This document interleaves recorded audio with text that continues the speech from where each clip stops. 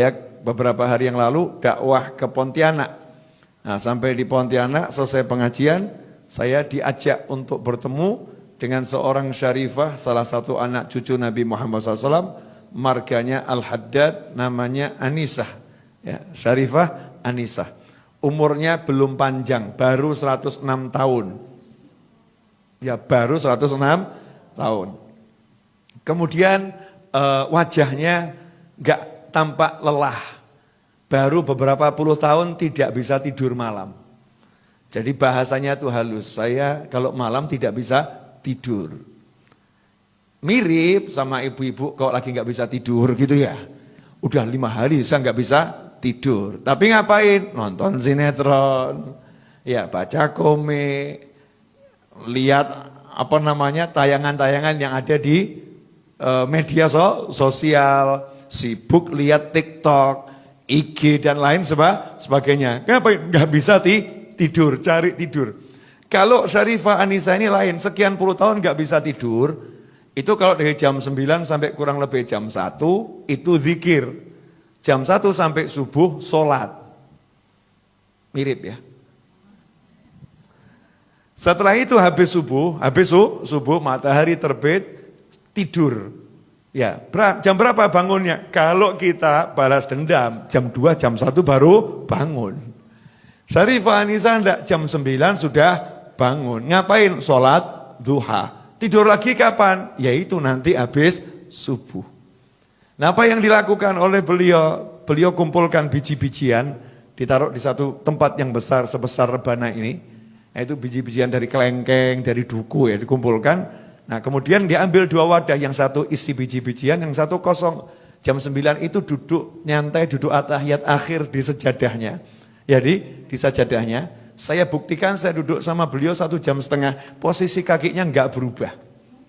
Sementara kita yang muda-muda sudah ganti-ganti. Ya, sudah ganti-ganti. Ini beliaunya masih atahiyat akhir santai gitu ya. Kemudian yang dibaca apa zikirnya? 1 istiqomah, surat Al-Ikhlas. Bismillahirrahmanirrahim, qul huwallahu ahad, sampai selesai, kemudian ditaruh di tempat yang kosong. Terus begitu, sampai pindah semua. Ya, sampai pindah semua. Besoknya gantian, yang sini dipindah ke sini. Sehingga beliau enggak pakai tasbih. Ya, enggak pakai tasbih untuk yang zikir malam itu, enggak pakai tasbih, karena tasbihnya kalau mau dibuat seberapa panjang itu. Praktisnya ditaruh tempat, ya tempatnya itu yang jadi tasbih, muter, jadi pindah tempat. Nah, ini namanya tempat berjalan ya, tasbih tempat. Ditanya sama anak-anaknya, yang anaknya jumlahnya 5, cucunya kurang lebih 20-30, cicitnya baru 50. Baru sedikit. Jadi kalau kumpul nggak usah ngundang-ngundang orang, sudah penuh. Ya, kalau diundang makan semua cucu cicitnya ikut, selesai itu. Rame. Nah, ini Syarifah Anisah ini ditanya kenapa kok seperti itu. Kata beliau, nanti kalau saya ketentuan Allah datang, saya meninggal dunia, maka saya pengen setelah dikubur nanti biji-bijian ini ditaburkan di atas makam saya biar jadi saksi yang nolong saya. Tapi ini kata saya loh ya, menurut saya, kalau menurut Allah nggak tahu lagi. Masih tawadhu seperti itu. Ya, masih seperti itu. Kemudian sholat malam hanya 10 rakaat. Sesuai dengan jumlah anaknya 5. 2 rakaat untuk 1 anak.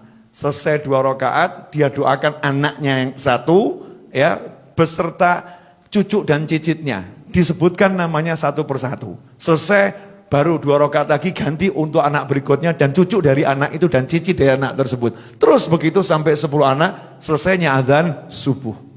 Dan ini udah puluhan tahun. Hasilnya seluruh anak cucunya nurut dan soleh-solihah. Saya lihat sendiri. Semuanya ahli ilmu, suka sama ilmu, suka sama orang soleh. Kenapa? Lah, tiap malam dizikiri, disolati.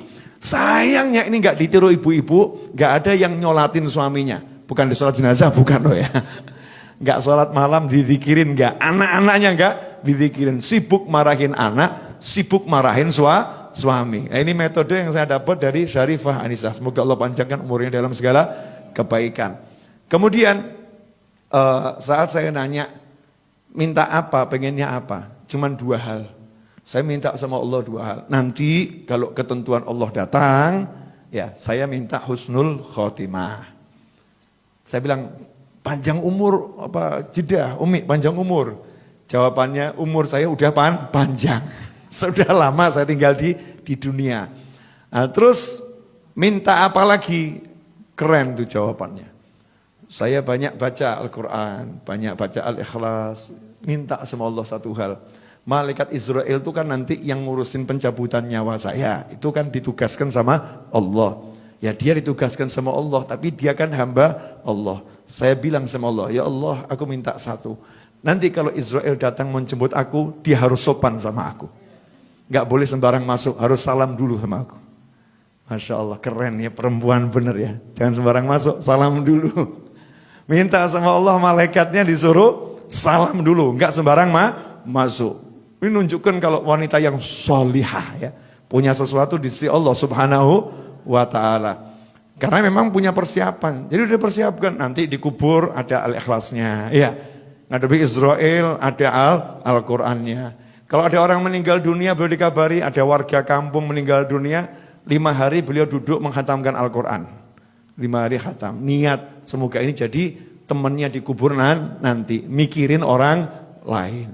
Nah duduk sama manusia yang seperti ini, itu nanti akan buat kita istiqomah.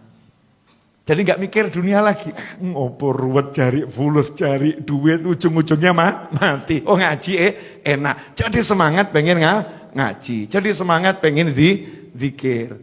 Tapi kalau kumpulnya sama ahli film, Masya Allah tanya, film apa yang barusan kamu tonton?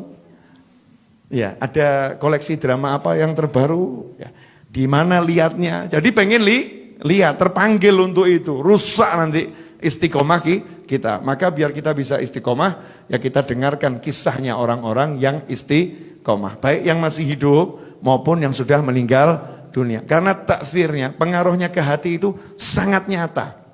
Ya sangat nyata, langsung termotivasi.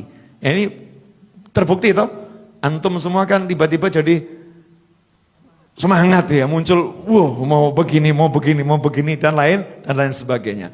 Kemudian Sarifah Anisah ini minta sama Allah agar tidak meninggal di rumah sakit. Makanya beliau, saya nggak mau masuk rumah sakit, saya nggak mau direpotkan dan tidak mau merepotkan. Orang meninggal itu harus di tempat yang tenang. Karena nazak itu, dicabut nyawa sama Israel itu sesuatu yang berat. Jadi tempatnya harus tenang. Saya pengen meninggal di rumah. Makanya saya nggak keluar kemana-mana. Jadi hidupnya nunggu Israel alaihissalam. Tapi nunggunya sama sholat ngaji. Sementara kita belas nggak nunggu. Ya, nggak nanti. Padahal itu pasti. Nggak punya persiapan khusus ya. Persiapan apa untuk menghadapi Israel alaihissalam? Ya minimal kalau nyebut nama malaikat Israel sebut alaihissalam. Kita kirim salam terus, untuknya salam. Nanti kalau datang kepada kita ya assalamualaikum dulu gitu ya. Lah nggak pernah dikasih salam ya tahu-tahu masuk aja. Tapi kalau kita sering kasih salam ya Israel alaihissalam, insyaallah nanti Allah izinkan kita kelak setelah panjang umur fitaatillah meninggal husnul khotimah, dijemputnya dengan cara yang indah, yang bagus, yang baik. Jelas semuanya? Ya, jadi kumpul ya cari kisah-kisah orang-orang yang ahli istiqomah. Itu akan membangkitkan semangat kita untuk istiqomah. Dan salah satu amal yang kita harus paksakan istiqomah karena itu mudah adalah sholawat. Sholawat. Paling sedikit 10 di pagi hari, 10 di sore hari. Paksakan itu.